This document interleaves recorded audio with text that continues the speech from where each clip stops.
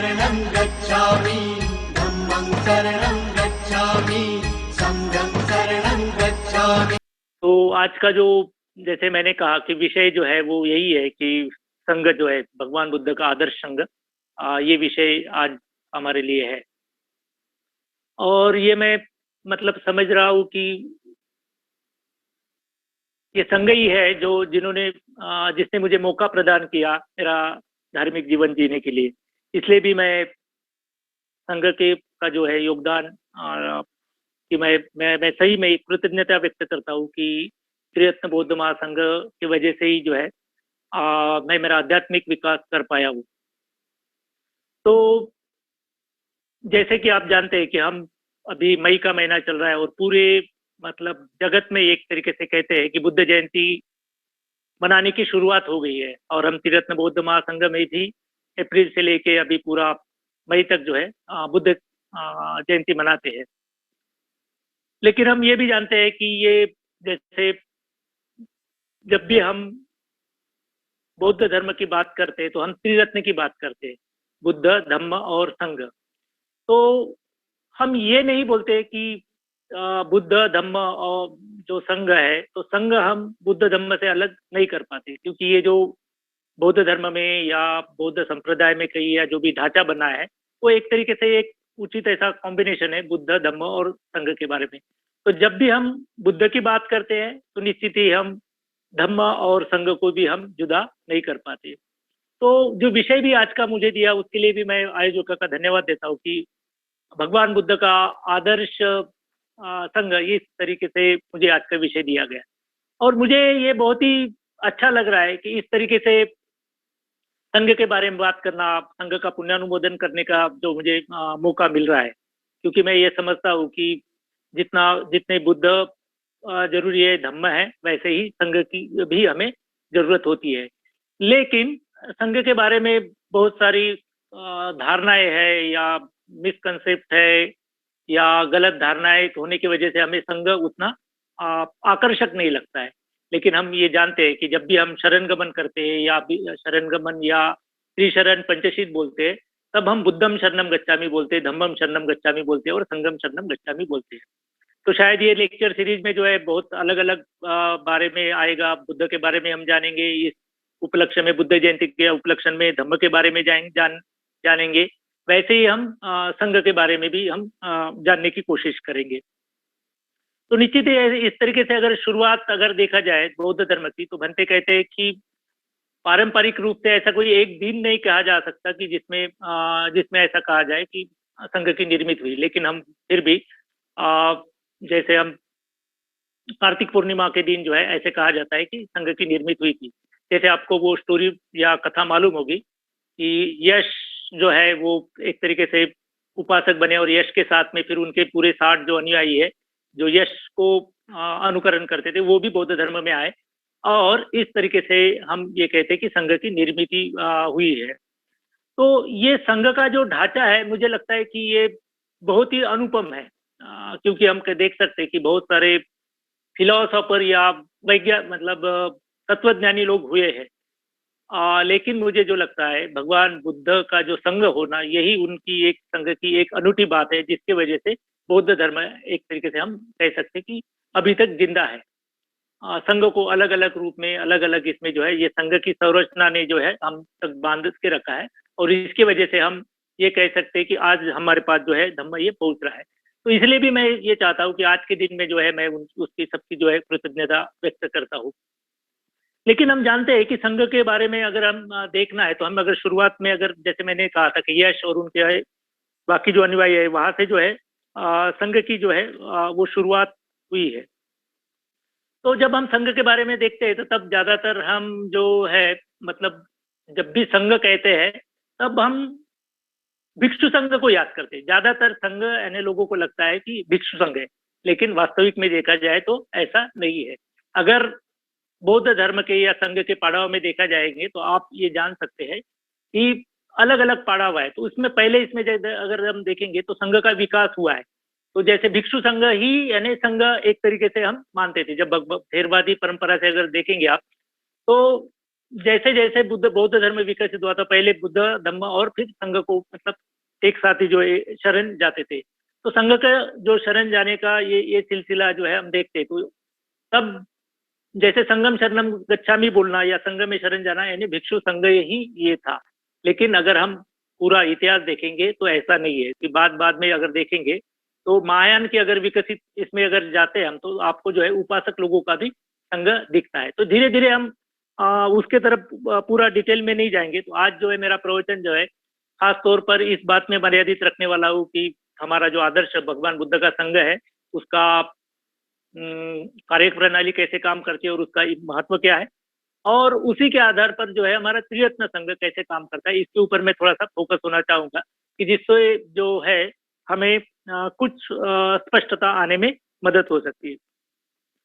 तो जैसे मैंने कहा कि जब भी हम संघ की बात करते तो भिक्षु संघ की बात करते, लेकिन ऐसा नहीं है कि जैसे हम कहते कि ऐतिहासिक इसमें जो है जैसे हम भिक्षु संघ बोलते हैं, वैसे जैसे हम शरण गमन या प्रतिज्ञा पद्धति की बात करते, तब हम जैसे त्रिरत्न वंदना में जो संघ आती है वो आर्य संघ की बात है। आर्य संघ मतलब श्रेष्ठ संघ हम कह सकते हैं, या उसको लोकोत्तर संघ की बात करते हैं।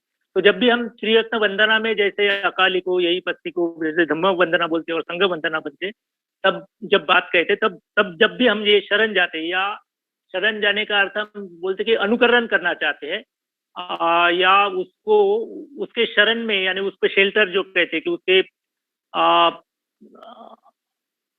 शरण को, शेल्टर को और शब्द कहकर मत, तो उसकी छाया में जाना चाहते तो वो आर्य संघ है। तो ये हम थोड़ी सी बात, थोड़ा सा जो भिक्षु संघ है, आर्य संघ है और अपना उपासक या त्रिरत्न बौद्ध महासंघ है, इसमें भी थोड़ा सा देखने की कोशिश करेंगे।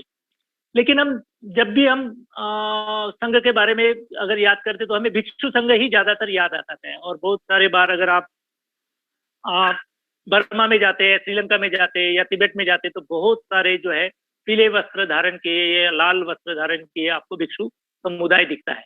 तो उनको देख के भी एक, जैसे मैं पिछली बार ही मतलब धर्मशाला गया था, और धर्मशाला में मैं बहुत सारी जो वहाँ आप देखेंगे बहुत धर्मशाला या उस एरिया में बहुत सारे मोनेस्ट्री जो है या संघ आपको दिखाई देगा। तो उनको देख के ही इतना मजा आता है कि ऐसा लगता है कि हाँ सही में इस तरीके से एक यूनिटी, एक यूनिफाइड, या मतलब एक संघ में होना चाहिए या जाना चाहिए, या हमें भी उस तरीके से संघ का अनुभव करना चाहिए।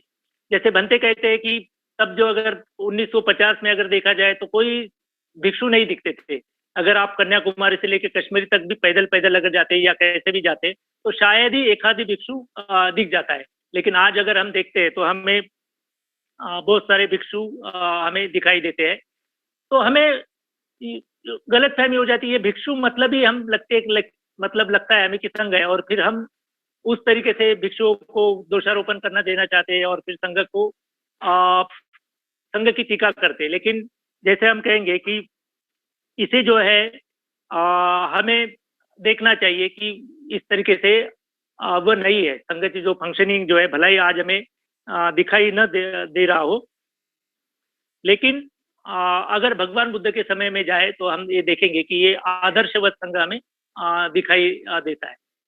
तो बहुत सारी अगर हम संघ के अगर स्टोरी जाते हैं तो हमें दिखाई देगा कि जैसे राजा जैसे ये कहते हैं कि अगर अलग दिग्ग निकाय में या ऐसे इसमें जो है अलग अलग संघ की अगर आप देखेंगे तो संघ का वर्णन या इस तरीके से बहुत बार आपको दिखाई देता है। तो जैसे एक स्टोरी में दिग्ग निकाय में एक बार जो है एक स्टोरी जो आती है कि राजा अजातशत्रु जो है एक बार मतलब पूनम की रात होती है या इस तरीके का मौसम होता है और उसको लगता है कि मैंने भिक्षु संघ या बुद्ध को मिलना चाहिए, या ऐसे जो आर्य लोगों को है हमें मिलना चाहिए या श्रेष्ठ लोगों को मिलना चाहिए। तो वे जो उनके मतलब जो वैद्य रहते हैं जीवक, उसको उनको मालूम रहता है कि जीवक जो है जो वैद्य रहते हैं उनका संपर्क बौद्ध समुदाय से या भगवान बुद्ध से। तो वो उनकी इच्छा प्रदर्शित करते हैं कि वो जीवक को कहते हैं कि जीवक मुझे इस एक बहुत ही अच्छा मतलब आज का वातावरण है, पूरे पूनम की रात है, सब जगह एक चांदनी या रोशनी फैली हुई है और इस समय में मुझे लगता है कि हमें कोई तो भी श्रेष्ठ लोगों का दर्शन करना चाहिए या भिक्षु संघ का दर्शन या करना चाहिए। तो जीवक जो है उसको मान्यता देते हैं और कहते हैं कि चलिए मैं उन्हें लेके चलता हूँ। तो धीरे-धीरे वो मतलब शहर से बाहर निकलते, उनका जो राजवाड़ा रहता है उससे बाहर निकलते और धीरे-धीरे जो है उनकी राज्य के सीमा से बाहर जंगल की तरफ चलने लगते। कुछ देर चलने के बाद उनको बिल्कुल शांत गहराई और अंधेरा और गहराई जाते दिखती है। तो वे कहते हैं, जीवक से कहते हैं कि शायद मतलब जैसे आप जानते होंगे कि अजातशत्रु जो है उन्होंने अपने पिताजी का खून किया हुआ रहता है। तो उनको दिक्कत मतलब ये लगता है, उनको मन में जब भय निर्माण होता है कि ये जीवक कहीं मुझे मतलब षड्यंत्र करके कोई जंगल में लेके जाके मारने तो नहीं जा रहा है। तो लेकिन जीवक बोलता है नहीं महाराज आप डरिए मत और चलिए। फिर थोड़े-थोड़े अंदर जाते हैं। फिर से उसको वो अजातशत्रु है वो इनको पूछता है, जीवक को फिर से पूछता है कि जीवक मुझे सच में अभी डर लग रहा है। आप मुझे सही में मतलब कोई कट तो नहीं कर रही या कारस्तान कि मुझे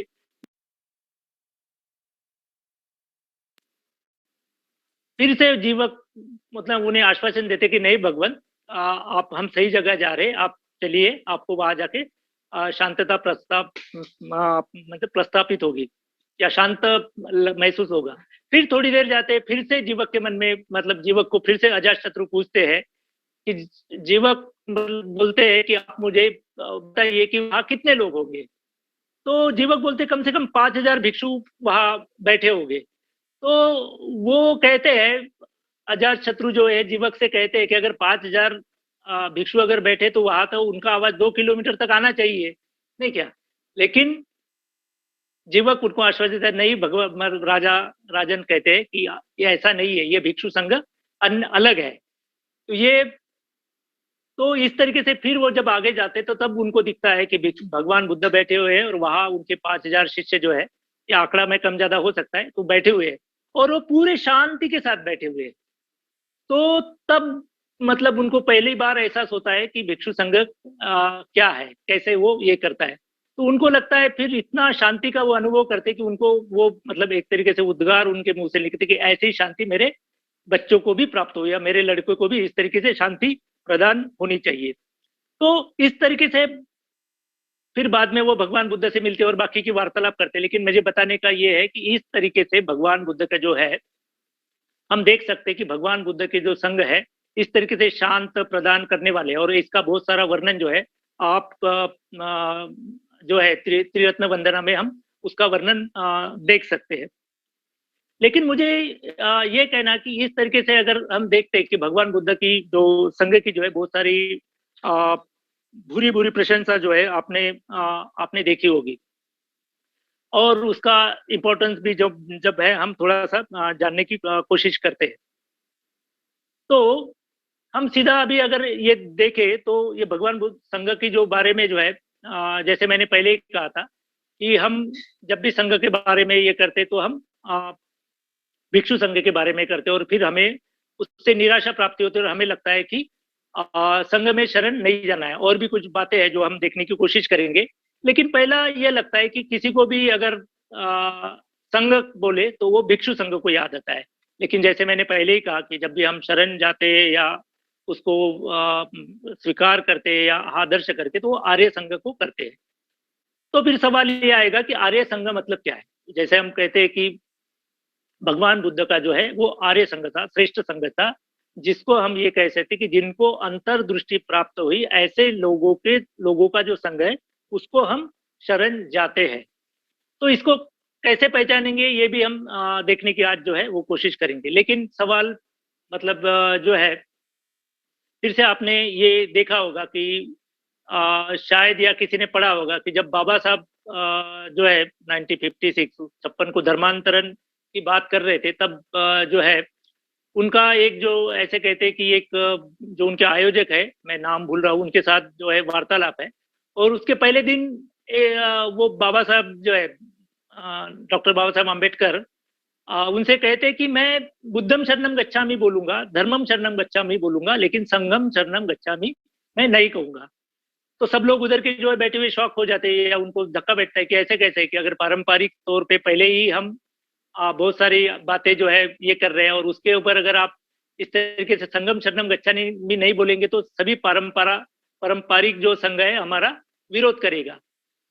लेकिन जो वामन जो है उनके जो सहकारी थे उनको मालूम था कि बाबा साहब जो है हमारी परीक्षा ले रहे हैं। तो उसमें हाँ, वामन राव गोडबोले जो है जो उनसे जो ये था वार्तालाप था, तो वो जानते हैं कि हमारी वे परीक्षा ले रहे हैं। तो उसमें जो है फिर वो जब वार्तालाप करता है तब उनको वो वामन राव गोडबोले जी बताते हैं कि बाबा साहब जो है हम भिक्षु संघ को शरण नहीं जा रहे, तो हम आर्य संघ को हम शरण जा रहे हैं।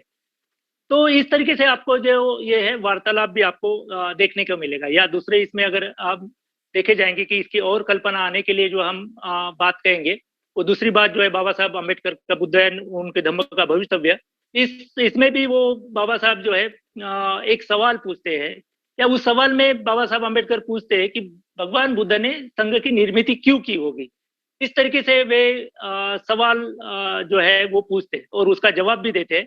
तो पहला जवाब जो है वे देते हैं, वो कहते हैं कि अगर भिक्षु संघ की निर्मित बाबा साहब ने शायद इसलिए की होगी कि पहला पर्पज ये होना चाहिए उसका कि सभी लोगों को जो है आचरण करने के लिए पर्याप्त परिस्थिति मिले। तो ये बाबा साहब ने उसका पहला जो संदर्भ दिया है कि भगवान बुद्ध ने संघ की निर्मित क्यों की होगी। और दूसरा जो जब बात कहते तो बाबा साहब ये कहते कि भिक्षु संघ की शायद निर्मित इसलिए मतलब भगवान बुद्ध ने की होगी कि बौद्ध धर्म का आचरण करने वाले लोग कैसे दिखेंगे, उसका आदर्श नमूना जो है हमें समाज में दिखना चाहिए। तो जैसे हम जानते हैं कि जब भी अगर कोई भी सीरियल से और इससे हम पता चल सकता है हमें, या जो किताबों में या साहित्य में बात आती है कि भिक्षु संघ रोज जो है वो भिक्षाटन के लिए जाता था। तो कभी कभी या बाबा साहब ये सवाल पूछते या कोसर सवाल ये पूछते कि क्या सच में भिक्षु संघ को मतलब खाने के लिए भिक्षाटन के लिए या जाने की जरूरत थी क्या, या उनको कोई भी ऐसे अमीर आदमी या कोई भी वो ला नहीं दे सकता था क्या। अभी आप जानते हैं कि एक छोटे से अगर गुरु है तो भी उनको कितना सब जो उनका मठ आज के डेट में भी आप देखते हैं आज के परिस्थिति में तो वो दिखाई देता है। तो क्या हमें लगता है कि भगवान बुद्ध इतने महान व्यक्ति होने के बावजूद भी उनको जाने की जरूरत रह सकती थी क्या? लेकिन फिर भी उनको हम जानते हैं कि भगवान बुद्ध रोज उठकर जो है वो भिक्षाटन के लिए जाते। तो बाबा साहब ये कहते कि उसमें उनको ऐसा नहीं था कि वो जरूरी था कि वो मतलब भिक्षाटन के लिए जाए, लेकिन उनका पर्पस था कि इस बहाने से वो लोगों से मिलते थे, इस बहाने से वो अलग अलग गांव जाते थे, अलग अलग शहर जाते थे, अलग अलग लोगों से मिलते थे। और जब उनका चलने का तरीका है, भिक्षु संघ एक के पीछे एक बिल्कुल मतलब जागरूकता से चलते थे, उसको देख के भी आप साहित्य में देख सकते कि बहुत सारे लोग प्रभावित होते थे और वो फिर उन्हें लगता था कि नहीं हमें भी ऐसा ही जीवन जीना चाहिए। तो बाबा साहब ये कहते हैं कि इस तरीके से गांव गांव जाकर एक तरीके से डेमोन्स्ट्रेशन बोलो तो या बौद्ध धम्म अगर आप आचरण करते हैं तो उसको कैसा दिखेगा, वो लोग कैसे दिखेंगे, इसका एक तरीके से आदर्शवत जो है नमूना जो है लोगों के सामने रहता था। इसलिए भी मतलब डॉक्टर बाबा साहब अम्बेडकर थे कि शायद भगवान बुद्ध ने संघ की निर्मित की होगी। तो हम ये कहने की कोशिश कर रहे कि ये सब बातें जो है आज के परिप्रेक्ष्य में भी हम देखने की कोशिश करते कि ये सब बातें जैसे हम संघ के बारे में हम देखने की कोशिश कर रहे हैं। तो जैसे हम कहते हैं कि आर्य संघ का जो ये है वो जब भी लोग जैसे हम शरणगमन के स्तर पर ये कहते हैं कि अगले स्तर पर जाते हैं या कोई श्रोतापन्न बनता है तो ही वो आर्य संघ का सदस्य बनता है। तो श्रोतापन्न होने का मतलब क्या है कि हम ये कहते हैं कि उसी को आर्य संघ का सदस्य क्यों कहते हैं, क्योंकि हम बौद्ध साहित्य में हम जानते हैं कि अगर आप श्रोतापन्न बनते हैं तो आप उसी को मतलब इंग्लिश में नॉन रिटर्नेबल बनते कि उसका मतलब जो है आप आपके मानसिक अवस्था में पीछे नहीं आते। अभी हम जो संघ में है, अभी जो हम है, तो हम क्या होते हैं कि आज के दिन में जैसे आप देखेंगे कि कर्मोजरा कितना बढ़िया है, ऐसा है, बढ़िया काम कर रहा है, अच्छा धार्मिक प्रैक्टिस कर रहा है, लेकिन आज के इसमें अगर मैं लोकोत्तर नहीं है तो फिर इसका मतलब मैं कभी भी पीछे आ सकता हूँ। और फिर आपको कल परसों मालूम पड़ेगा कि अरे कर्मोजरा तो अभी संघ से निकल गया और बाहर कहीं तो भी नॉर्मल या सामान्य जीवन जी रहा है। इसकी उपमा जैसे हम इससे देते हैं कि जैसे कोई अगर हम रॉकेट लॉन्च करते हैं, मतलब सैटेलाइट, आपको मालूम होगा कि अगर लॉन्च करते हैं तो उसको पहले फोर्स लगाना पड़ता है। पहला जो है वो जो है अपनी पृथ्वी के कक्षा से बाहर जाने के लिए उसको पूरी शक्ति लगानी होती है। लेकिन एक बार वो पृथ्वी के कक्षा से बाहर गया तो फिर एक तरीके से निश्चिंत रहते हैं, क्योंकि हमें मालूम होता है कि अभी ये वापिस नहीं आएगा। तो वैसे ही ये कहते हैं कि कोई भी आदमी अगर श्रोता बनना बनता है तो वो सांसारिक जो ग्रेविटेशन है, संसार का जो आकर्षण है, उससे वे परे चले जाता है और फिर वे वापिस नहीं आता है। तो फिर हम ये जो दो बातें जो है हम जो देखने की कोशिश की है कि पहली जो है कि हमें आदर्शवत परिस्थिति जो है वो ये चाहिए होती है जब भी हम आचरण करने की मतलब हमें अगर हम आचरण करना है तो ये परिस्थिति चाहिए होती है। तो फिर मुझे ये सवाल आया कि भगवान, मतलब जैसे बौद्ध साहित्य में जो हम कहेंगे या बौद्ध धर्म में बुद्ध धम्म इतना ही महत्व संघ को क्यों दिया है। कभी कभी संघ मतलब क्या लगता है हमें, कभी कभी मतलब राष्ट्रीय स्वयं संघ की याद आती है या महिला संघ या ऐसा अलग अलग संघ की याद आती है। और हम बौद्ध संघ को भी इसी तुलना में करते, जो मंडेन जो है ये सांसारिक संघ से या इस तरीके संघ की तुलना करते हैं या ऑर्गेनाइजेशन लेवल में इसकी तुलना करते हैं। लेकिन फिर मुझे जो ये है ये सवाल है कि सच में संघ की जरूरत क्या है, केवल बुद्ध और धम्म होने से नहीं चल सकता है क्या। तो मुझे निश्चित ही मालूम है ये नहीं हो सकता है। मेरे जो अभी 10-20 साल से जो अनुभव है इससे मैं आपको निश्चित ही बता सकता हूँ, केवल बुद्ध धम्म होने से नहीं चलता है। क्यों नहीं चलता है? क्योंकि हमें मालूम है बौद्ध मतलब बुद्धत्व प्राप्ति करना या धर्म आचरण करना ये आसान बात नहीं है। आसान किस अर्थ से नहीं है? क्योंकि हम जो है जब भी हम बुद्धम शरणम गच्छामि कहते हैं या धम्म का पालन करते हैं तो हम प्रवाह के विरुद्ध जाने की बात करते हैं। प्रवाह के विरुद्ध का क्या मतलब है कि संसार जो है ये कहता है कि पैसे जमा करो, और जब आप बौद्ध धर्म की प्रैक्टिस करने लगते हैं तो हम लोग कहते हैं कि नहीं नहीं पैसे बांटते, मतलब बांट दो, छोड़ दो, नहीं क्या। तो ये कोई भी है, जैसे हम ये देखेंगे कि हम संसार के लोग बोलते हैं कि एक उम्र हो गई तो शादी कर लो। हम अगर मुझे कोई व्यक्ति मिलेगा और यंग आदमी पूछेगा कि क्या करना है भाई, तो मैं बोलूंगा अरे भाई झंझट में मत पड़, छोड़ दे ये, क्योंकि ये टेम्परेरी है, सब चीजें जो है तात्कालिक है, तो इसके चक्कर में मत पड़। तो हम ये देखते हैं कि ये बुद्ध धम्म संघ जो है ये प्रवाह के विरुद्ध जाने की बात करता है। तो इसीलिए भी हम कहते हैं कि अगर बौद्ध धर्म मतलब कुछ अगर सिंबल रहते थे, ये करो भाई जैसे कैसा पहनो या फिर टक्कल कर लो, तो फिर आसान होता, बौद्ध धर्म को कोई दिक्कत नहीं होती। लेकिन हम इसलिए भी करते कि बौद्ध धर्म पॉपुलर क्यों नहीं। हम बहुत कभी कभी लगता है, मुझे भी लगता है कि पूरा भारत बौद्ध धर्म बुद्धिस्ट होना चाहिए, पूरा भारत के लोगों ने बौद्ध धर्म का आचरण करना चाहिए। लेकिन फिर मैं बाद में देखता हूँ कि ये नहीं हो सकता है। क्यों नहीं हो सकता है? क्योंकि ये जो है संसार के विरुद्ध जाने की बात करता है, ये जो है कल्चर के विरुद्ध बात जाने की करता है। कि इसलिए हम देखते हैं कि बौद्ध धर्म इतना पॉपुलर नहीं है, प्रचलित क्यों नहीं, क्योंकि उसमें कोई शादी लगाने की कोई पद्धति मतलब उपलब्ध नहीं है। तो जो भी सांस्कृतिक तौर पर जो लगता है वो कोई मटेरियल यहाँ अवेलेबल नहीं है। अगर मैं शादी लगाने जाऊंगा तो हम ये कहते हैं कि नहीं भाई दीर्घायु, मतलब क्या बोल सकते कि तुम्हारी शादी बहुत लंबी चले, नहीं क्या। अगर मेरे जैसे आदमी जाएगा तो हम बोलेंगे कि हाँ 5-6 साल 10 साल रह ले वो निकल जा, क्योंकि ये संसार कोई अच्छी बात नहीं। तो मैं बताना ये चाह रहा हूँ कि बौद्ध धर्म जो है ये एक तरीके से सांस्कृतिक तौर पर या जो परंपरा जो चल रही है इसको विरुद्ध जाने की बात करती है। और फिर इस तरीके से अगर हम बात करते हैं तो हमें जो है कोई तो भी सहचारी चाहिए रहता है।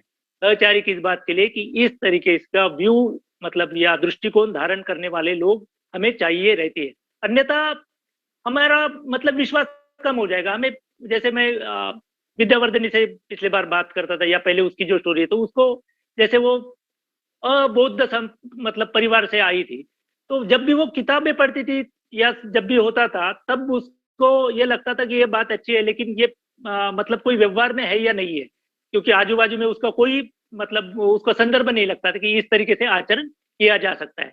और जब भी वो त्रिरत्न बौद्ध महासंघ के संपर्क में है तब उसे पता चला कि हाँ इस तरीके से उच्च और आदर्श जीवन भी जिया जा सकता है। तो कहते कि संघ की इसीलिए जरूरत है क्योंकि हमें इस तरीके से ऊंचे मार्ग जाने के लिए सहचारी की जरूरत होती है, या ऐसे लोगों की जरूरत होती है जो हमें आ, हमारे जैसा दृष्टिकोण धारण किया हो, या हमारे जैसे ही इस तरीके से उच्च आदर्श की तरफ या बुद्ध धम्म की ओर जाने के लिए कमिटेड हो। तो इसलिए भी हम कहते हैं कि संघ की जो बात करते हैं कि बौद्ध धर्म मतलब हाँ, संघ की इसलिए जरूरत है कि आपको उचित परिस्थिति हमें प्राप्त हो।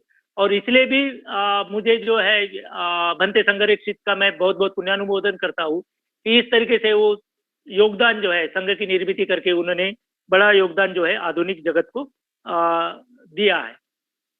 इसलिए भी हम धम्मपद में भी ये गाथा पाते हैं कि जैसे संघ का सहवास ये सुखकारक है।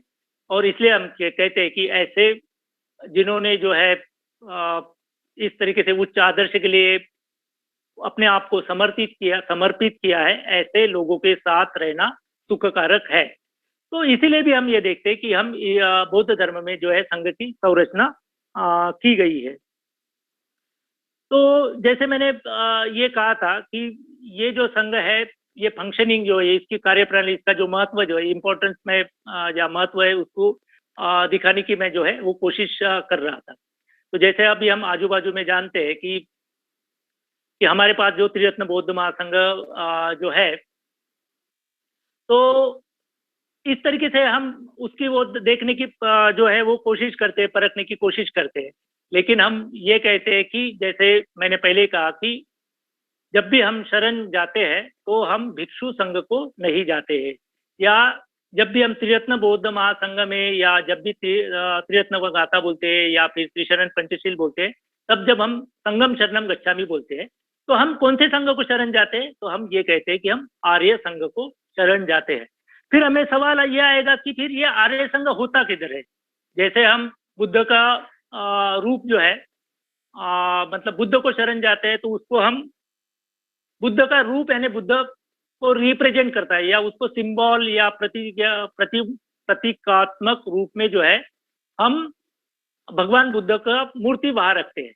जब भी हम धम्मं शरणं गच्छामि बोलते हैं तो बहुत सारे संप्रदाय में आप देखेंगे कि धर्म ग्रंथ पूजा स्थान में रखते हैं। तो जब भी हम धम्मं शरणं गच्छामि बोलते हैं तो हम धर्म ग्रंथ को आगे रखते हैं। तो वैसे ही तीसरा सवाल आता है कि जब भी हम संगम शरणं गच्छामि बोलते हैं तो फिर कौन से संघ को हम शरण जाते हैं? क्योंकि हम दिखाई तो देता है कि आर्य संघ कहाँ अस्तित्व करता है। लोग ये कह सकते हैं कि मतलब ये आर्य संघ है किधर, नहीं क्या, ये कहाँ पर है? तो शायद ऐसे कह सकते हैं हम लोग कि किसी के सर के ऊपर ये पट्टी लगी हुई नहीं होती है, ये अभी श्रोतापन्न है या सकृतागामी है या अरंत है, अनागामी है। क्योंकि बौद्ध धर्म में इस तरीके से कोई लेबल नहीं लगाता कि कौन श्रोतापन्न है और कौन अरंत है। लेकिन फिर हम क्या करते हैं कि जो हमारा जो अस्तित्व में संघ है उसी को वो हम देखने की कोशिश करते हैं। जैसे भिक्षु संघ है, जैसे हम देखते हैं कि भलाई भगवान बुद्ध के समय में जो है आदर्शवत अगर देखे जाएंगे तो आपको विनय पिटक में जो है इसकी बहुत सारी आचरण प्रणाली कैसे करते, इसका जो कार्य पद्धति है आपको दिखाई देती है।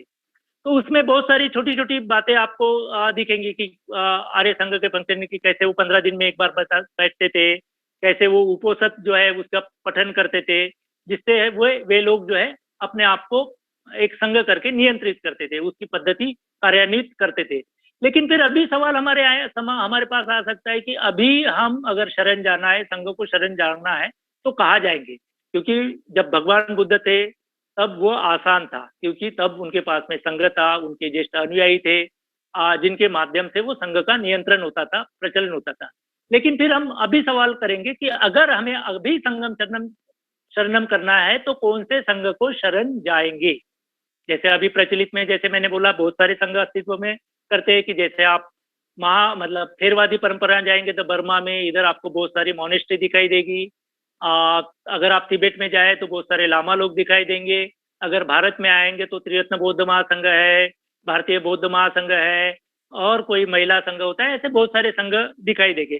तो हमें पता कैसे चलेगा कि ये आर्य संघ जो है कि हम सही में आर्य संघ को शरण जा रहे हैं, या आर्य संघ हम कैसे पहचानेंगे? तो इसकी जैसे है भी बहुत सारे हम बातें देख सकते हैं, लेकिन हम ये कहते हैं कि एक ही आर्य संघ के अगर हम जाना है तो इसकी एकमात्र जो है हम ये कह सकते हैं कि मापदंड है। तो वो मापदंड क्या है कि अगर कोई भी, अगर जब हम संघ बोलते हैं, जब बनते संघ रक्षित जब संघ की व्याख्या करते हैं तो वो व्याख्या इस तरीके से करते हैं कि ये संघ है ट्रू इंडिविजुअल एक साथ आए हुए हैं, इस तरीके से वो संघ की व्याख्या करते हैं। तो ट्रू इंडिविजुअल या सही व्यक्ति मतलब क्या, कि जो एक तरीके से अपने आप में स्वतंत्र है, इस तरीके से वे व्याख्या करते हैं। जैसे हम उसी को श्रोतापन्न कहते हैं कि श्रोतापन्न मतलब क्या है कि ऐसे दूसरे इसमें अगर हम ये करेंगे तो जैसे हम संघ यानी एक समूह समझते हैं, समूह, और फिर समूह क्या करता है, जैसे हम मतलब एग्जाम्पल अगर देने जाएंगे तो एक और इससे मुझे डर भी लगता है कि इसीलिए मैं भी संघ के बारे में जब भी था, मतलब जब मैं शुरुआत में, तो बुद्ध धम्म संघ, बुद्ध धम्म के लिए मुझे कोई दिक्कत नहीं थी शरण जाने के लिए, क्योंकि मुझे मालूम था कि वो एक तरीके से आदर्शवत बातें हैं। भला ही हमें यहाँ दिखाई नहीं देंगे, लेकिन कल्पना के रूप में तो भी उसकी बातें स्पष्ट है। लेकिन संघ के बारे में जब मैं ये देखता था तो मुझे थोड़ा सा मतलब हिचकिचाहट होती थी, जब भी शुरुआत में भी आया था। क्यों? क्योंकि संघ मतलब जैसे एक जैसे लोग जैसे लगते हैं, नहीं क्या, मतलब जैसे भिक्षु संघ बने तो फिर सबने वही चिवर धारण करना है या सबने मुंडन करना है। तो मुझे लगता था मुझे ऐसे एक जैसे नहीं बनना है, क्योंकि मैं अपने मतलब ये कह सकता हूँ कि मुझे संघ जब भी मैं कहता हूँ तब मुझे ऐसे केवल एक जैसे दिखने में कोई इंटरेस्ट नहीं था। तो जैसे एग्जाम्पल अगर देखा जाए तो हम देखेंगे उसके कि जैसे हम मतलब भेड़ का एग्जाम्पल मतलब देते हैं कि कोई तो भी भेड़ का जो है एक जो रखवाला रहता है वो एक सीटी मारता है या कुछ इशारे करता है और सभी भेड़ जो है उसकी दिशा में पीछे पीछे जाते रहते हैं। और जब भी मैं संघ की व्याख्या करता हूँ तो मुझे भी ऐसा ही कुछ लगता है कि सब लोग पीले वस्त्र या जो भी चिवर धारण करे और किसी का एक आदेश का पालन कर रहे हैं और वो एक डिसिप्लिन में मतलब जाने की कोशिश। और मुझे लगता है कि नहीं, मतलब मुझे इस तरीके से संघ में नहीं जाना है। मुझे जो है एक सही व्यक्ति बनना है या इंडिविजुअल रहने में मजा आता था। तो मुझे फिर ये लगा कि जैसे अभी संघ में भी देखेंगे तो आपको सब नीले शर्ट कैसा पहने दिखेंगे और सब लोग एक जैसे त्रिशरण बोलते हैं, सब लोग एक जैसे प्रणाम करते हैं सब लोग। तो मुझे थोड़ा सा पहले हिचकिचाहट होती थी कि लोग अगर 3 बार करेंगे तो मैं जानबूझ के वैसे नहीं करता था जब मैं सहायक था, क्योंकि मुझे ऐसा अच्छा नहीं लगता था एक जैसे करना या एक इसमें खुद को ढालना जो है ये मुझे अच्छा नहीं लगता था। तो फिर जैसे मैंने सोचा कि ऐसा ऐसा एक जैसा सब जैसे मुझे नहीं बनना है। मुझे क्या कहते हैं कि एक तरीके से स्वतंत्र व्यक्ति करके मैं पहचान करना चाहता हूँ, नहीं क्या। इसलिए मुझे बाबा साहब पसंद थे कि हाँ बाबा साहब भाई ट्रू इंडिविजुअल है, कोई समाज अलग दिशा में भले ही जा रहा हूँ लेकिन वो अकेले प्रवाह के विरुद्ध जैसे जाते थे। तो आप देखेंगे कि समाज में जो है ऐसे लोग ही आपको मतलब हाईलाइट होते थे, बाबा साहब भाई या कोई जो सही में एक अपनी सोच रखते हैं। तो तब इसलिए मुझे हिचकिचाहट होती थी कि संघ का नाम बोलते हैं तो मुझे हिचकिचाहट होती कि मुझे लगता था कि मुझे ऐसा वैसा बनना है। लेकिन जब धीरे धीरे मैं मतलब मेरे पास तब कोई चॉइस नहीं था, जब मैं संघ में आया तो मुझे लगता था कि मुझे भिक्षु तो नहीं बनना है। तो फिर मेरे पास दूसरा चॉइस नहीं था दूसरा, तो मैं एक तरीके से फिर त्रिरत्न बौद्ध महासंघ में आया। तो मैं मेरी हिस्ट्री नहीं बताऊंगा, लेकिन हाँ, तो मैं ये कहना चाह रहा था कि जब फिर धीरे धीरे मैं पढ़ाई करने लगा तब भंते की जो व्याख्या है, डेफिनेशन जो है वो मुझे बहुत पसंद आई। तो भंते क्या कहते कि जब संघ की जब भंते बात करते तो वे कहते कि सही अर्थ में जो व्यक्ति है वो एक साथ आते हैं। ये कोई मतलब भेड़ बकरियों का झुंड नहीं है संघ, मतलब ऐसा संघ की डेफिनेशन मतलब नहीं है। तो अब जाके मुझे वो एक कॉन्फिडेंस है कि नहीं, मैं एक अच्छे संघ में आया हूँ, क्योंकि इसी तरीके से अगर मैं प्रैक्टिस करता हूँ इसी संघ में तो मैं आगे में जा सकता हूँ। इसलिए मैं देखता हूँ कि मैं संघ का पुण्यानुमोदन करता हूँ कि इधर इस संघ में जो है भला ही बाहर से आपको ये वातावरण नहीं लगे, लेकिन इधर जो है एक तरीके से हम ये कहते हैं कि इस संघ में भंते ने इस तरीके की संघ की रचना की है कि इसे हम धीरे धीरे विकास करते हुए सही व्यक्तित्व की तरफ जाए। इस तरीके की रचना भंते ने की कि हम सही व्यक्ति बने या श्रोतापन्न बने, इस तरीके से धीरे धीरे ये त्रिरत्न बौद्ध महासंघ में जो है ये प्लेटफॉर्म जो है बनाया है। तो फिर हम ये कहते हैं कि जैसे मैंने कहा कि संघ की जो डेफिनेशन है या संघ की जो कार्य प्रणाली, हम इसी तरीके से हम देख सकते हैं कि हम आर्य संघ में जा रहे या नहीं, आर्य संघ को शरण गमन कर रहे या नहीं, या हम ये कैसे देखेंगे कि कोई भी जो संघ में हम शरण गमन करते हैं तो वो आर्य संघ के तरफ जाने वाला संघ है या नहीं, चाहे वो फिर त्रिरत्न बौद्ध महासंघ हो, भारतीय बौद्ध महासंघ हो या जगत का कोई भी संघ हो। तो बाहर से कितना भी आपको अच्छा लगे, बाहर से आप चीवर जैसे एक जैसे लोग दिखे या कोई नीले वस्त्र धारण किए दिखे या अलग अलग कोई जैसे भिक्षु संघ, तो हम कैसे पहचानेंगे कि हम सही में ऐसे संघ में है कि हमें मतलब बुद्धत्व प्राप्ति की तरफ लेके जाएंगे। तो भंते उसकी एक ही डेफिनेशन करते कि अगर उस संघ में आप सही व्यक्ति बन रहे हैं, ट्रू इंडिविजुअल बन रहे हैं, नहीं क्या आपका व्यक्तिमत्व धीरे धीरे उभर रहा है, तो आप समझिए कि आप आर्य संघ को शरण गमन कर रहे हैं या आर्य संघ की तरफ धीरे धीरे जो है वो जाने की कोशिश कर रहे हैं। तो इसमें जो जैसे हम कहते हैं कि जैसे मैंने पहले कहा था कि बहुत बार जो है हम कुछ तो ऐसी बात रहती है कि जो हम संघ में जाने के लिए रेजिस्ट करती है या उसको रोकती है, नहीं क्या। तो फिर हम ये कहते हैं कि जब हम त्रिरत्न बौद्ध महासंघ की जब बात करते हैं तो एक हम ये कहते हैं कि त्रिरत्न बौद्ध महासंघ की इस तरीके से रचना बनी हुई कि धीरे धीरे हम जो है आगे की तरफ बढ़े। तो इसमें फिर हमें ये देखने की कोशिश करनी पड़ेगी या जैसे हम कहते हैं कि मुझे ये क्या कहना है थोड़ा सा, हाँ, कि आपको अलग अलग जो है संघ दिखाई देंगे, नहीं क्या। या पिछले बार मैं जैसे धर्मशाला गया था, कुछ लोग जो है वो हर साल 10, 15, 20, 25 लोग थे, वो धूप काले में क्या बोलते उसको, गर्मी के मौसम में जो है वो धर्मशाला जाके रहते थे।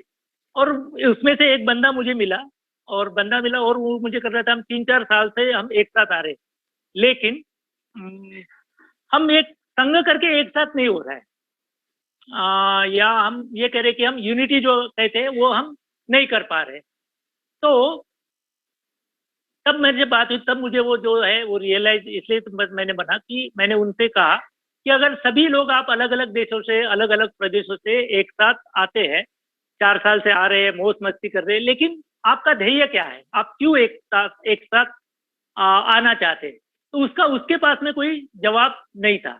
तो फिर जैसे हम फिर से इसका जवाब ढूंढने की अगर हम कोशिश करेंगे तो हम ये कहते हैं कि जब भी हम बौद्ध संघ करके जब आते हैं तो कौन सी ऐसी बात है जो हमें एक साथ बांध के रखती है, नहीं क्या, चाहे फिर वो कोई भी संघ हो।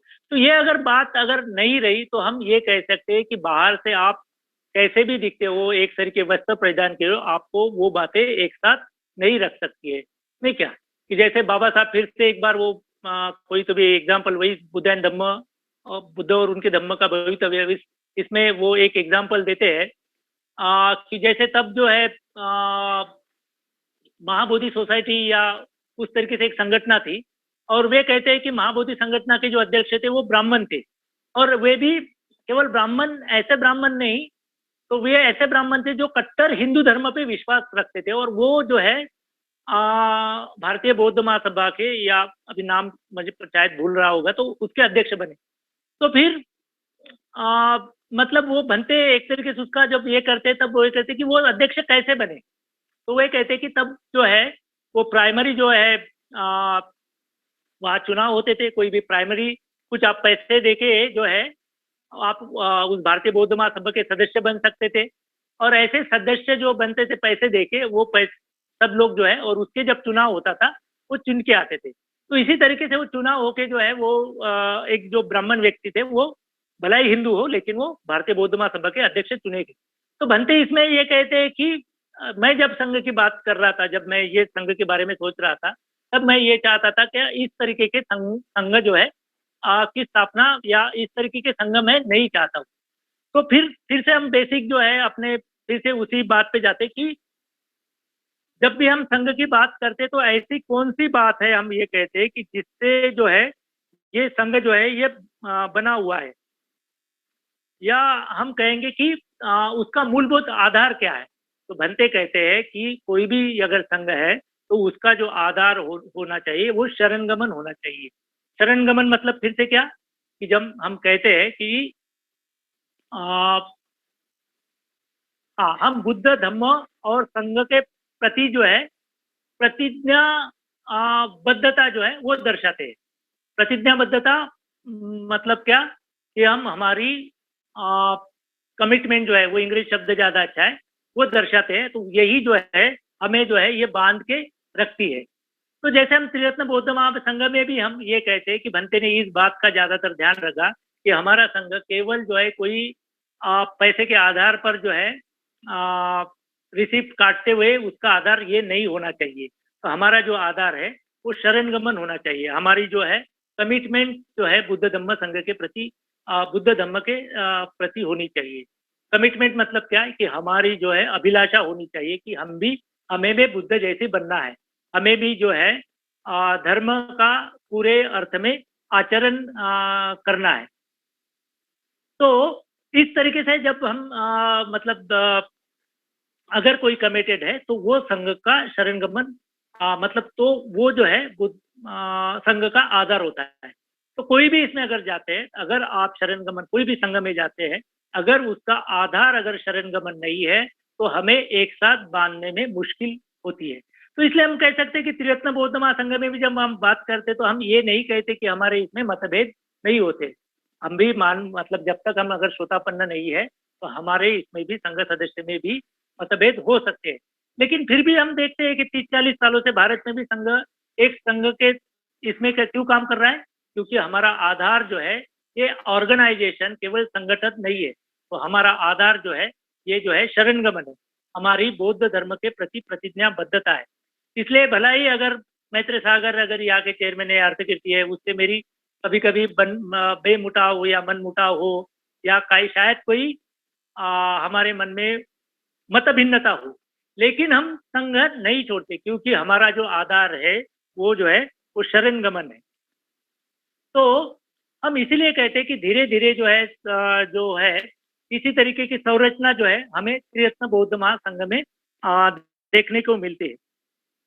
लेकिन फिर भी मैं सोच रहा था कि फिर भी हम कुछ लोग जो है हम बुद्ध के मतलब बाहरी अगर लोग देखा जाए, हम भी कहे या कोई भी, तो हम बुद्ध के प्रति कमिट करते। बहुत सारे लोग आपको बुद्धिस्ट दिखेंगे, बौद्ध धर्म दिखेंगे, बहुत सारे लोग धर्म ग्रंथ का पठन करेंगे, लेकिन वे संघ में नहीं आना चाहते। तो मैं सोच रहा था कि ऐसी क्या बात है कि जिसके वजह से हम जो है संघ में नहीं आना चाहते। तो ये मेरे अनुभव से कुछ हमें लगता, कुछ बातें मैं थोड़ा सा चिंतन किया, वो आपको बताना चाहूंगा। शायद वो मतलब सही हो या सही नहीं भी हो सकता है। तो इसमें हम ये देखते हैं कि जैसे हम व्यक्तिगत रूप के सामाजिक परिप्रेक्ष्य में अलग अलग स्तर पर रहते हैं। कोई जो है आर्थिक रूप पर अच्छा रहता है, तो कोई जो है हम देखते हैं कि सामाजिक परिप्रेक्ष्य में ये रहता है। और हम जब भी संघ में बात करते तो हमें लगता है कि हाँ, अगर मैं संघ में जाऊंगा तो मुझे अपनी सामाजिक परिस्थिति छोड़नी पड़ेगी, या हमारा जो सामाजिक या आर्थिक स्तर वो छोड़ना पड़ेगा, और इससे हम जो है अपने आप को मतलब हमें लगता है कि हम खो देंगे। तो इसलिए भी हम कहते हैं कि हम संघ में नहीं आना चाहते। लेकिन यही बात अगर भगवान बुद्ध के इसमें अगर आप धर्म ग्रंथ में अगर देखेंगे तो आपको दिखाई देगी कि भगवान बुद्ध अपने संघ की जब व्याख्या करते तो वो सागर की उसकी तुलना करते। वे कहते हैं कि जैसे उपमा देते हुए कहते कि जैसे अलग अलग नदियां जब सागर में मिलती है तो उसका अपना कोई अस्तित्व नहीं रहता है। तो वो जो है एक तरीके से उसका जो ये है अपना अलग कैरेक्टरिस्टिक वो या अलग वैशिष्ट्य वो जब भी सागर में जाती है तो अपना खो देती है। तो वैसे ही भगवान बुद्ध कहते हैं कि मेरे संघ में भी चाहे कोई जाति से आए, कोई भी परिप्रेक्ष्य में आए, तो वो जब भी संघ में आता है तो अपना वो पुराना अस्तित्व जो है या पुराने जो वैशिष्ट है वो खो देता है, और वो जो है एक नया जो अस्तित्व धारण करता है, और वो उसकी उपमा सागर से करते हैं। तो वैसे मैं देखता हूँ कि जब भी हम संघ में आते हैं तो हम अपनी जो है वैशिष्ट जो है हम खोना नहीं चाहते। तो इसके वजह से भी हम जो है मुझे लगता है कि संघ में नहीं आना चाहते।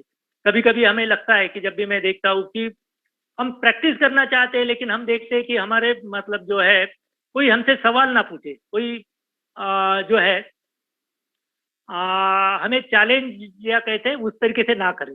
तो ये भी बात हमें देखती है कि जब भी संघ में आएगी तो फिर वो हम देखते हैं कि ये सभी संघ में अगर आते हैं तो जैसे हम करते हैं कि कोई किसी कोई भी परिप्रेक्ष्य से आया हो, लेकिन संघ में हम देखते हैं कि वे जो है अपने आचरण के स्तर पर वो हायरार्की जो है या उच्चता प्राप्त करता है। ठीक है, तो इसकी बहुत सारी कथाएं जो है आपके मतलब महायान में आई हुई है। तो हम देखते हैं कि इधर मतलब संघ में अगर देखे जाएंगे तो कौन कितना पढ़ा हुआ है, कौन कौन से स्तर पर आया है, कौन विद्वान है, इससे हम उनकी श्रेष्ठता धारण नहीं करते। तो हम क्या देखते हैं कि हम जो है ये देखते हैं कि वो उसका आचरण कितना है, उसका धम्म आचरण धम्म ज्ञान कितना है, और उसका आचरण धम्म ज्ञान के साथ में उसका वो आचरण कितना करता है, इसके आधार पर हम जो है तुलना करते हैं।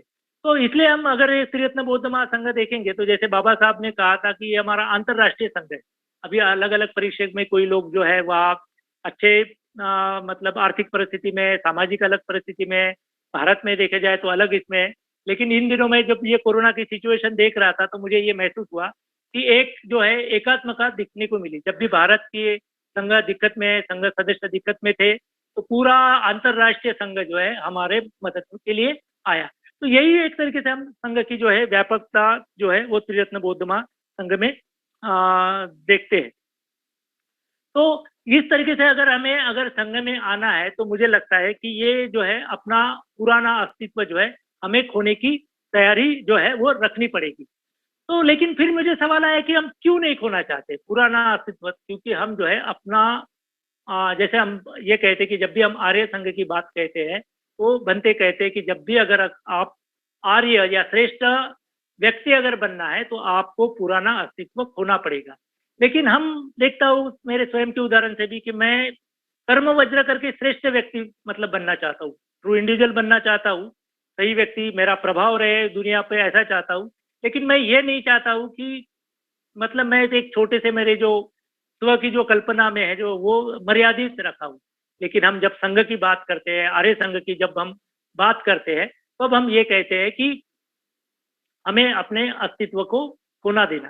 तो एक पिछले बार कोई तो भी बाहर से ये मुझे सुनाई दिया, वो मुझे अच्छा लगा कि उसमें ये कहते हैं कि कोई तो भी अच्छी पोएम लिखी थी, उसका मैं सार रूप में वो मुझे अच्छा लगा, वो बताना चाहूंगा कि उसमें ये कहते हैं कि जब हम नदी में रहते हैं, अपना स्वतंत्र अस्तित्व ये है, और हम वो जो नदी है वो समुन्द्र में जो है वो विलीन नहीं होना चाहती है, क्योंकि उसको लगता है इतना सारा मैंने प्रवास किया, इतना सारा जर्नी किया, इतना मेरे अनुभव में है, और मैं अभी समुद्र में विलीन नहीं होना चाहती हूँ, या क्योंकि मैं मेरे सारे सभी वैशिष्ट है वो खो दूंगी, ऐसे वो नदी को लगता है। लेकिन मतलब वो इसमें एक अच्छी है, तो वो कहता है लेकिन वो ये भूल जाता है कि वो नदी भला ही नष्ट हो, लेकिन वो स्वयं समुंदर बन जाएगी।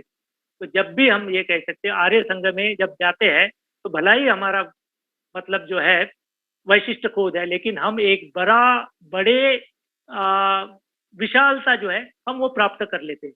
इसलिए मुझे लगता है जब भी हम संघ में जाने की बात करते हैं तब हम अगर हमें विशाल रूप धारण करना है, अगर हमें छोटे से मतलब एक समूह में डबके में नहीं रहना है, तो हमें निश्चित ही जो है विशाल स्वरूप अगर धारण करना है तो हमें संघ में आना होगा, जहाँ हम स्व की जो मर्यादा है उससे निकल कर जो है एक विशाल स्वरूप प्राप्त कर सके।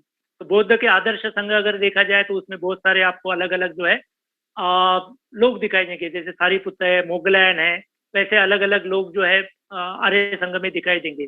लेकिन साथ में आप ये भी देखेंगे कि बुद्ध बोधिसत्व जो है, मंजूश्री अवलोकितेश्वर है, या इस तरीके से बोधिसत्व भी यही आर्य संघ के सदस्य है। तो अलग अलग ऐसे इस तरीके से जो है हम ये कहते हैं कि ये विविधता इसमें है। तो बनते यही कहते हैं कि संघ में जो है जैसे एक जो है बड़ी विशालता है कि समुन्द्र में अगर हमें पता नहीं चलता है कि कौन कौन से जीव है, कौन कौन से मतलब अमूल्य रत्न है, जब हम गहराई में डुबकी लगाएंगे तभी हमें पता चलेंगे। तो वैसे ही मुझे लगता है कि अपने मतलब संघ में भी है, जब भी आप आएंगे तब आपको उसकी गहराई है धीरे धीरे पता चलेगी। और इसी के लिए हमारे इधर जो है त्रिरत्न बौद्ध महासंघ में आने के लिए एक पद्धति बनाई गई। जैसे पहले हम सहायक बनते हैं, फिर मित्र बनते हैं, और जब हम संघ धम्मचारी बनते हैं तब हम एक तरीके से त्रिरत्न बौद्ध महासंघ का सदस्य बनते हैं। और जब आप संघ सदस्य बनते हैं तब जाके आपको इस तरीके से वातावरण का लाभ मिलता है कि जैसे आप मतलब सामान्य स्तर से लोकोत्तर स्तर के तरफ आचरण करने के लिए जो सुविधा है वो प्रदान की जाती है। तो भला ही वो बाहर से आपको डरावना लगे, लेकिन जैसे जैसे हम कहते हैं कि जैसे जैसे अंदर जो आएंगे वैसे वैसे इसकी जो विशालता है जो अनुभव करने को मिलेगी। तो फिर से मैं वैसे ही ये कहना चाहूंगा कि जैसे संघ की जो मैंने पहले ही कहा कि हम जो है डरते हैं क्योंकि हमें एक जैसा व्यक्ति नहीं बनना। जैसे संघ की जो कल्पना है इसके बारे में हम उसी तरीके से भावना रहती है कि जैसे कोई भेड़ या इसका समूह हो। लेकिन मैं निश्चित ही आपका मतलब ये रूपक के मामले में उतना अच्छा नहीं है, उसकी मर्यादा होती है, लेकिन मैं बताना चाहूंगा कि त्रिरत्न बौद्ध महासंघ या इस तरह के संघ ये भेड़ बकरियों वाला संघ नहीं है, तो ये शेर है।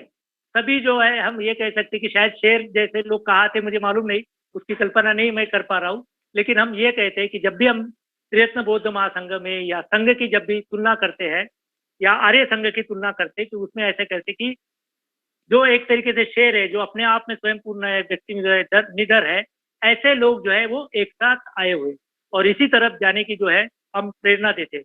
और इसी तरफ जाने के लिए डॉक्टर बाबा साहब अम्बेडकर करते हैं कि हम अगर इस तरीके के आचरण के तौर पर सही व्यक्ति के रूप में अगर आएंगे तो उसका निश्चित ही प्रभाव जो है अपने समाज में पड़ेगा, परिवार में पड़ेगा और पूरे जगत में पड़ेगा। इसलिए मैं हरदम ये कहता हूँ कि जग बदलने के लिए पूरी समाज जरूरी नहीं है कि जहाँ से हम शुरुआत करते वो भी अगर आप सही व्यक्तित्व के रूप में एक प्रैक्टिस या आचरण करने के लिए अगर आगे आते हैं और उस तरीके का समाज आता है तो निश्चित ही ये ज्यादा दूर नहीं है कि हम भारत के ऊपर एक क्या कह सकते हैं कि एक सकारात्मक प्रभाव डालने वाला समूह बनेंगे। और मुझे निश्चित ही आशा है कि इस तरीके का काम त्रिरत्न बौद्ध महासंघ कर सकता है। धीरे धीरे इस तरीके से जो संरचना है जो निर्माण हुई है इससे नीचे नीचे धीरे धीरे जो है हम वैश्विक संघ की तरफ और आर्य संघ की तरफ जा सकते हैं। तो मैं फिर से एक बार जो है आप सभी को आज के इस उपलक्ष्य में शुभेच्छा देता हूँ कि आपकी दिन मतलब बुद्ध जयंती के उपलक्ष्य में आपका जो है बुद्ध धम्म संघ के प्रति और गहराई रुचि बढ़े। आप भी इस तरीके से आर्य संघ का सदस्य बने और निश्चित है इसके लिए मुझे जो है इस उपलक्ष्य में ये सब बातें रखने के लिए दक्षिण पश्चिम नागपुर केंद्र की तरफ से मुझे जो मौका दिया उसलिए उन केंद्र का भी धन्यवाद देता हूँ और आप सभी का भी धन्यवाद व्यक्त करता हूँ कि इस उपलक्ष्य में जो है आप सभी लोग मुझे सुन रहे हैं। तो फिर से मैं आप सभी का धन्यवाद देता हूँ और आज के मेरे जो दो शब्द जो है यही पर रोकता हूँ। जय भीम, नमो बुद्धाय, नमो संघाय।